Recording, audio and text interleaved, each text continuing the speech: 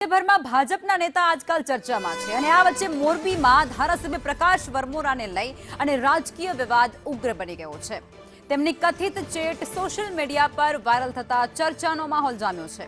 ઉપસરપંચે ધારાસભ્ય સામે જ્ઞાતિવાદને પ્રોત્સાહન આપ્યા હોવાના ગંભીર આરોપો લગાવ્યા છે। ભાજપ શહેર પ્રમુખે ચેટ તેમની હોવાનો સ્વીકાર કર્યો હોવાનું પણ સામે આવ્યું છે। હવે આ સમગ્ર મામલો એ વરસાદી પાણીના નિકાલ અંગે થયેલી ચર્ચા સાથે જોડાયેલો હોવાનું કહેવાય રહ્યું છે। આ ઘટનાને લઈ અને સ્થાનિક રાજકીય માહોલ ખૂબ ગરમાઈ ગયો છે। ટીકરકુડા રોડ આજે નવનિર્માણ થઈ રહ્યો છે, નવો બની રહ્યો છે, લગભગ 1.5 થી 2 ફૂટ ઊંચો બની રહ્યો છે અને અહીંયા માળિયા બ્રાન્ચ કેનાલ ક્રોસ થાય છે। ક્રોસ થવાને કારણે જે જગ્યા ઉપર પાણી ભરાય છે જગ્યા ઉપર પાડો કરવામાં આવ્યો છે, એટલે પાણીનો નિકાસ હવેથી બંધ થયો છે। જે લુખા તત્વોએ બંધ પાડો કર્યો હોય એને ખોલવો પડે, જો ખોલવામાં ન આવે તો અમે આજ શાંતિથી ઉપવાસ પર પણ તે જગ્યા પર બેસવાના છીએ। એટલા માટે આજે આવેદનપત્ર અમે મામલતદારશ્રીને દેવા માટે આવ્યા છીએ। તમારું હું સોલ્યુશન કરાવી દઈશ, કલેક્ટરશ્રીને મેં વાત કરી દીધી છે। પછી મેં કીધું પણ કલેક્ટરશ્રીને વાત કરેલી, અમે કરેલી છે, તમે કરી, પણ 4 દિવસ જતા રહ્યા છે। પાણી ભરેલું મોલમાં 4 દિવસ રહી શકે નહીં। 4 દિવસમાં કોઈ પણ મોલ ખતમ થઈ જાય। એના માટે તાત્કાલિક જે આવારા તત્વો દ્વારા માટી નાખી છે એની પર કાર્યવાહી થવી જોઈએ ને માટી ઉપડવી જોઈએ એવી મેં રજૂઆત કરી।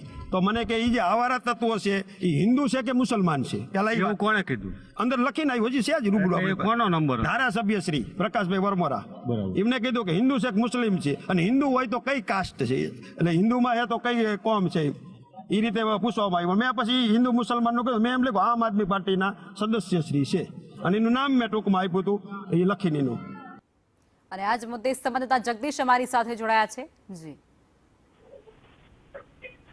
લખમાં જે પ્રકારે વાત કરવામાં આવતો, માયાપુર ગામના ઉપસરપંચ છે કાળુભાઈ કણજરિયા, અને કાળુભાઈ કણજરિયાને જે સીમ વિસ્તાર છે માયાપુર, અને માયાપુર ગામમાં આશરે 2000 વીઘામાં વરસાદી પાણી ભરાય છે, અને વરસાદી પાણીના નિકાલ માટે ધારાસભ્યને ઉપસરપંચ દ્વારા ફોન કરવામાં આવ્યો હતો, પરંતુ ફોન રિસીવ ન થયો હતો। રિસીવ ન થયા બાદ તેમને વોટ્સએપમાં ચેટ કરી હતી।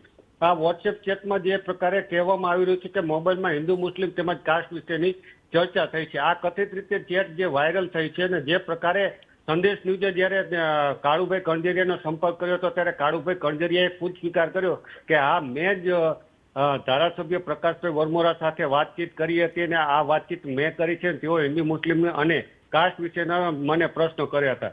જ્યારે આ બાબતે તાલુકા ભાજપ પ્રમુખ છે ભરતભાઈ કણજરિયા, તેઓની સાથે વાત કરતા તેઓએ પણ પુષ્ટિ કરી હતી કે આ ખરેખર તાલુકા જે હળવદ ધાંગધ્રાના ધારાસભ્ય છે પ્રકાશભાઈ વરમોરા, તેઓએ આ રીતનો સવાલ કર્યો।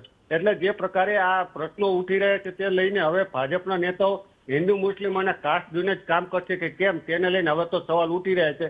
કારણ કે ચેટમાં જો આ રીતનો સવાલ ઉઠતો હોય અને ચેટમાં જો હિન્દુ મુસ્લિમ અને કાસ્ટ વિશેનું પૂછવામાં આવતું હોય તો બંધ બારણે રાજકીય ખેલ શું ખેલાતા હશે તેને લઈને હવે રાજકીય માહોલ ગરમાયો છે।